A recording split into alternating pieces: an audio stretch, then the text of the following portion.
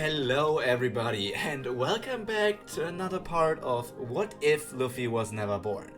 Today we are going inside of Wano to get to be done with the first part of Act 1. So let's see how we're going to do everything here. While everything in the prologue was happening, some people were already in the flower capital, where Kinemon warned everybody about Orochi and the people and just the entire situation that's currently going on in Wano. Because our people don't know what's going on there, and they need to be careful and they need to disguise themselves. Last week we saw how Moria and the other people who were at Whole Cake arrived there over the waterfall and how they got separated a bit. And today we're going to look at how everything is going to progress a bit further. First let's take a look at how some of our people are doing.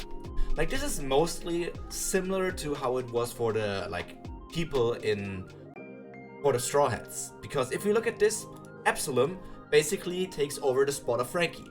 Absalom is not necessarily the shipwright or the craftsman of the pirate crew of the Strawhat Pirates, but he is the most likely one to do a heavy lifting job, which is fitting for the carpenter or craftsman job that Frankie did.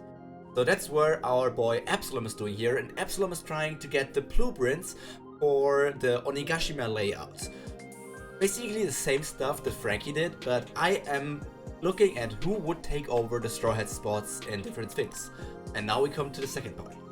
Usopp was out there selling I think toad medicine or something, and we also have a swindler and a bit of a schemy guy on this crew.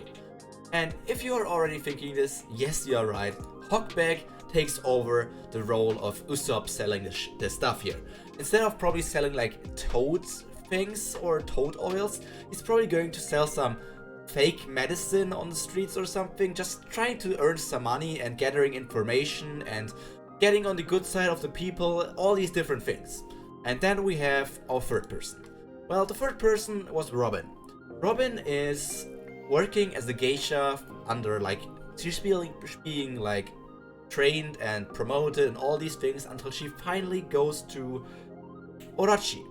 And here we have, what woman do we have? Now think about this. Perona is not here yet, and Perona has other stuff to do. She might become a Miko, she might work as a ninja, we don't know that as of now.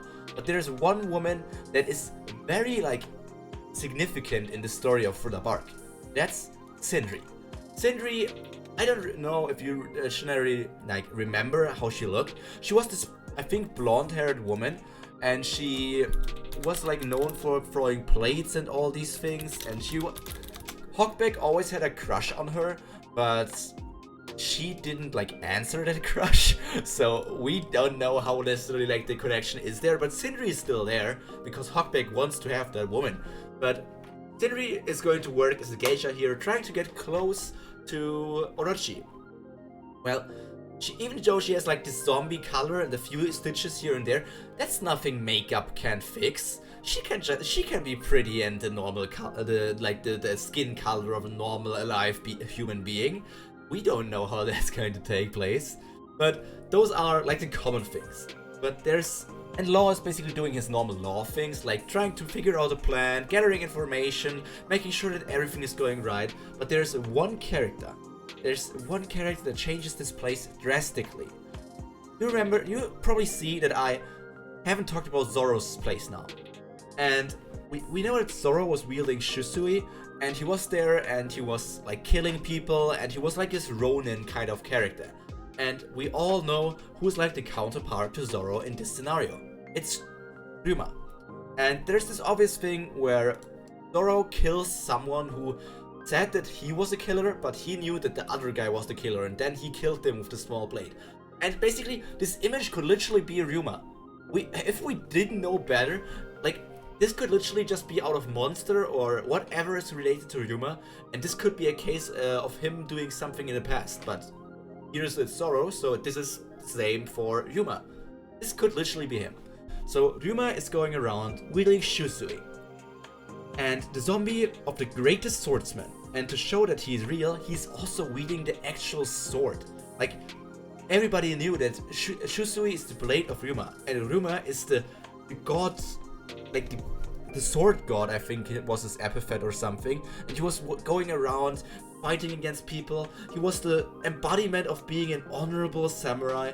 And while we normally know that like zombies take up the personality of the people, like the shadows that are put inside of them, for some reason I want to believe that very, very strong zombies or something like that, they still have a lingering attachment to the world.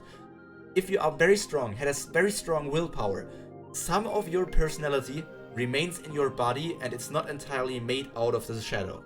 Like, I think this is the case because in Thriller Bark, when Zoro was fighting against Ryuma was talking about being a samurai and being a proud samurai, and just because he had Brook's shadow in him, Brook knew what was Wano and what was a samurai and all of this stuff, but Brook had no reason to call himself a proud samurai. That was Ryuma talking. And I just think that Ryuma is still in this body. Even if he currently has Kinemon's shadow in him, that's more Ryuma than Kinemon. And this is also the case why he's disgusted by the sights he sees in Wano and how the people act with each other. What could have happened to the country that he lived in so many years ago. And that's why he goes around basically doing a purge, if you want to call it that. Ryuma is going around, not disguising himself. Everybody knows how Ryuma looked like. There are images about him, there are picture books about him, stories about him, maybe some bards are singing tales about his deeds. Everybody knows who he is. There's no way he can disguise himself. And because of that, he's just going around and quickly becomes a myth in the place here. The resurrection of the sword god and his appearance to rid Wano of unworthy and evil samurai. That's basically the plot that we're going with here. And Orochi hearing about the case of the resurrection of someone, who is going around killing evil people, evil samurai, or people who are scheming and unworthy of being called samurai. This gets him insanely scared. Just think about this. Orochi is already scared about the prophecy of Toki coming true and all of the scabbards returning and all of these other things. But now Ryuma is going around killing like people and all of these things, and nobody ever finds him, but for some reason kills someone and then just disappears for some time until he returns and somebody else like basically fucks up and gets killed by Ryuma. This is enough to make this man scared. This is the first case of someone dead appearing once again, and Orochi is going to be scared shitless in this arc. But now we come to another part. Moria basically gets washed up at the beach of the Kuri region. So he and the Thriller Bark are there at the beach. And while all of this is happening, Tama gets chased by some beast pirates, right? And she gets captured by them. And these goons then want to capture Moria as well. Because Moria is like, basically I guess he's covered in algae, and also like other stuff from the sea. He also has sand stuck all around on his body, and they probably haven't known because they're stuck on one and they don't know too much about the outside world right now. So they don't recognize this fit version of Moria with all of the stuff stuck on him. So they want to capture him. But we all know how that is going to end. Moria easily defeats all of them and then saves Tama. Tama also, I think, would remind him of a younger version of Perona. Perona was also... this is probably headcanon because we don't have any information about this. But I don't think Moria kidnapped Perona. Either it's his actual daughter, which is probably not the case, or he saw an orphan basically chilling around some cemetery or just something around the place where her dead parents were or something, and he just asked her or wanted to take care of her, and that's just what he did. Moria is a good father. A very much better father than Kaido, if you want to think about that case. So he picks her up, and we have probably here the case where we would see a short flashback of Moria meeting Perona for the first time. So that's where they basically show these things and we get a closer connection and see more about Moria, because we haven't had a lot of Moria flashbacks. We had the Moria flashback where he fought against Kaido and lost all of his people. That could also be expanded in this, if this like was an anime or a manga, this could get expanded on getting like reveals of the past, seeing Moria travel with his first crew, the Moria, I think it was the Gecko Pirates, then them arriving at Wano thinking like, yeah, we're going to just pick up Shusui and Ruma and Oars, that's the plan why we went here, and then they fought against Kaido and his people, and everybody besides Moria died. And this man went through so much, and it's insane how he's feeling here. So obviously there's also the case that the giant animals are there basically wanting to attack him. Like, giant animals are connected to Kaido's people, but Moria instantly intimidates this giant baboon, and you know, with his conqueror's haki, and after that the baboon gets tamed by Tama and her, like, I think it's called, what's the dango called that she's get from her like cheek? It's something dango. Kimi dango? I think it's Kibi dango. And when all of this is happening, as a thank you, Tama wants to give Moria, well, he wants to give her, and she wants to give him the very few remaining food that she has in her place, because he's a rescuer. Without him, she wouldn't be at this place here right now. And I'm still questioning myself, why do they want to capture Tama? There's no reason to capture her, or it's like later on there's a reason for capturing her, but like at this point I don't really understand why they want to capture her. Like, there's this theory going around that Tama is like the illegitimate daughter, or like some daughter of Orochi, because she has the same hair color, and I guess that could be the case, but even if she got captured, I don't think she would ever like Orochi as a father. And I kind of don't want to believe that Orochi has a daughter. I don't know. So anyways, she wants to give Moria some food, but unlike Luffy, who is like very eager to eat and all these things, he basically denies this offer. He doesn't want to eat this. He knows how malnourished Tama is, and he wants to make her eat that. And he's also thinking about like his old eating habits, and he wants to get rid of those. He doesn't want to fall back and suddenly turn fat or something again. And that's just the case here, where Tama eats something of that and is very happy about that, and basically talks with Moria about a few things. Until Tenguyama appears. You know, the long-nosed guy who's a creator of some of the Kitetsus. He appears there and thinks Moria is holding Tama hostage, but it gets quickly cleared up before Tama falls ill, because she like drank some of the contaminated water. And that's all because of Kaido's factories, and that's where Moria gets more and more reasons to actually get rid of Kaido and rescue this place, maybe make it his territory and all these different things. So after Moria asking why she still lives here and all these things, he gets the reveal that he's still here, that Tama is still here, only because she's waiting for Ace. She's waiting for Ace to return, because Ace visited her here before and said something about rescuing her and all these different things. But then, just like Luffy, Moria just reveals that Ace is deaf, because to him, death is a natural thing. He lost all of his friends, and he's grown quite a lot older, and is still a bit cold and untouched about death. Like, he cares about his crewmates, which we've seen in the canon version where Absalom was killed by Blackbeard and his people. Moria was furious, but he's not someone who like sugarcoats things. He's going to tell her just straight up, Ace is dead. And that's going to be the reason where Tama faints after hearing this. And this is where you and Tama don't get to hear the second part Moria wants to tell her. Or tells her, because he actually says it out loud. And Tenguyama hears it, but Tama doesn't, because she's fallen unconscious. And when Tama falls unconscious, we get a fade in black, and you as the viewer don't hear it as well. That's just me teasing you.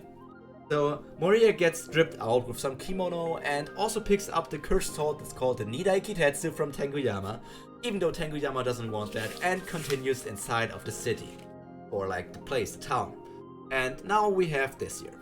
On their trip to the town to get the treatment of for Tama and all of that, they see someone being chased by another group of Kaido's men. Moria wants to step in, just because he wants to get rid of some of Kaido's fighting force, but before he can get even in there to attack them, all of them get cut down by a shadowy figure. And obviously we instantly see what kind of figure that is. It's Ryuma. It gets revealed that it's Ryuma, and the samurai and his captain get reunited. And Ryuma tells Moria a bit about Crew's current situation, the whereabouts of all of these different people, and all of these different matters. They have this talk over. It's not like Luffy and Zoro getting reunited here, where Luffy just jumps at Zoro to be like very happy to meet him. It's a very stoic meetup. Moria is happy to see like one of his men here because he got separated by the other people, but it's really just a commander looking at his very strong warrior and the warrior giving him the information about the current situation here. And this is also a case where another man of Kaido appears, and we all know who that person is. So it is Hawkins. Hawkins attacks them, and well, Hawkins, we all know how that is. Moria doesn't know anything about this rookie, besides that he's from the same generation as Law. That's why he just attacks him with his fists, like slightly underestimating him, not even pulling out one of the 3 swords that he currently has on his belt. And that's where the place is that his hands get sucked up into the straw, and he's not struggling, but he feels like he's getting sucked in deeper and deeper until Ryuma just cuts off the straw. And Komashio, the dog, basically picks up Ryuma and Moria with his mouth and wants to run away. Just because he wants to get Tama treated, not because it's dangerous or anything. And that's the point where Hawkins uses this big straw avatar that you see on the picture and wants to chase them down. And, well, Moria doesn't care about it too much because he has his very strong commander here with Ryuma. And Ryuma is just going to cut down the straw avatar with his like flame attacks that he has learned from Kinemon and all these different things. And just, it's done. Hawkins is out of the picture here for the moment. It's not going to chase him any further. In town, we get introduced by a very beautiful woman. One of the most beautiful women in the entire series. And I dare to say that even Boa Hancock would probably fall in love with this woman.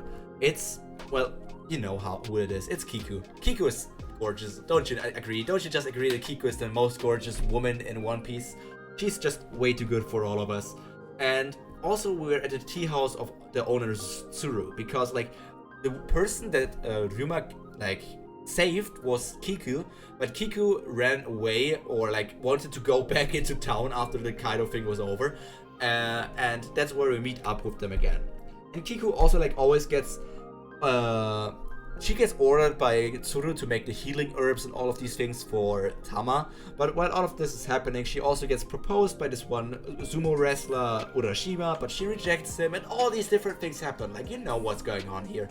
And then Ryuma's body also gets stitched up because like he was going around in Wano doing battle after battle, defeating some of the crab samurai or some of Kaido's people and diminishing the fighting force and all these things, and because he couldn't take care of himself, he gets stitched together here again. Just think about like, there are a few gaping wounds that just don't heal together anymore because these are zombies, so they actually need to stitch him back up. Just like needle and thread and stitch him together. And there we have Ryuma all healed up again. Tama gets healed here and cries after getting gifted the porridge by Tsuru. Like it's her birthday after all, I think. So she eats the porridge and cries and all of that. So here Moria learns more about the situation with Orochi and how Orochi treats his vessels and all these different things. And while this is happening, Tama gets kidnapped. First of all, Batman appears. Not the Batman from DC or something, and he didn't have preparation time, you don't need to worry about that. Batman overhears like the anti-Orochi talk and all of these things, because he has a bad smile fruit, so he has very good hearing. And he attacks them during this discussion. Basically just as an distraction, because I don't know if he thinks he can win against the people, but he's going to fight against them nonetheless, and is just going to distract them until Gazelle Man appears and kidnaps Tama, and wants to bring her to Bakura Town. And Bakura Town is like this kind of wealthy town where all of the food gets delivered to, because this Kuri region is very like separated. People like Tama and the other like lower ranked people don't get enough food, and in Bakura Town they have more than enough food and all these different things, so she's getting hit up there. Kiku chases after Tama together with Moria and Ryuma on top of Komashio. And in this place, basically, she explains also that she's a samurai and that she worked under Odin and all these different things. While this is happening, Beppo and some of the other Heart Pirates spot the people on Moria from afar and tell Law about their arrival.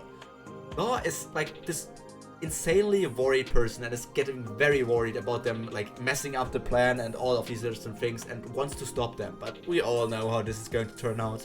So most of the stuff with Tama goes like normal. The gifters are trying to find out how her dango work and are trying to rip out her cheek and all these things, but it doesn't work for them. And then we see the big sumo wrestler again. Well, there's Urashima. Urashima sees Kiku as she arrives with the others, and he's just going to down talk all of these lower class people, and this is enough for Kiku. Kiku already rejected him, but this is enough. She doesn't like being like talked down upon and all these other people who are like very important to her, and that's why she cuts off like the top knot of him. And the top knot of a like samurai, or I think it's more of a sumo wrestler, is very important to them. And well, this is a very much a sign of disrespect. So angry about that act, Urashima wants to attack Kiku actually, but Moriya reacts faster. I already established what kind of observation haki he's right now. We all know his kind of counter-attack haki, or as I wanted to call it. Let me look it up for a second. What did I call it again? Oh my god, it's so many arcs ago. Like, it was in the end of Whole Cake Island that we did this. And now we had all of this with Karibu and the prologue, and oh my gosh. It's the grass-cutting sword. Moriya is insanely strong if you want to think about that. He has this observation haki now, and he's bound to grow even stronger in this arc here because he's going to learn probably the advanced haki, but we don't know these things yet and we need to see a bit more. So we think about this. Was it in combat intelligence? I talked about this in... It was attack cancellation. Sorry for me taking so long to just look things up. The attack cancellation thing works wonders here, and Moriya just instantly stops the samurai in his way and just one-shots him. He one-shots him easily, just like Luffy to get him with gear free. It is no big attack, he just basically punches him with his like shadow increased size hand or something, and just says, we don't have time for this, fat man. And he one-shots him and launches him in Hold'em space. Hold'em is the guy with the tiger in his belly or crotch. So he one-shots him here. And Hold'em threatens the group once he sees all of these and the group approaches him. He threatens them and says, if you approach me, I'm going to murder this child, holding Tama in his hand. And, well, Kiku warns Moriya that if he hurts Hold'em, he's actually going to allure someone of the All-Stars, someone of the strongest people of Kaido's group. One of the person called Jack the Drought, and he's also the ruler of Kuri. And Moriya just laughs about this, like the typical he. I don't care about Jack, he's already my pet basically. And all of he does is here, Moriya speed blitzes him and rescues Tama. He speed blitzes him, punches him one time and catches Tama in the air, and is just looking at him, Tama now, and sees that she's actually hurt. They tried to pull out her cheek with some tongs or something, and he doesn't like that. Hurting a small child? How dare you? And this is a point where we see a new attack of Moriya. One of his...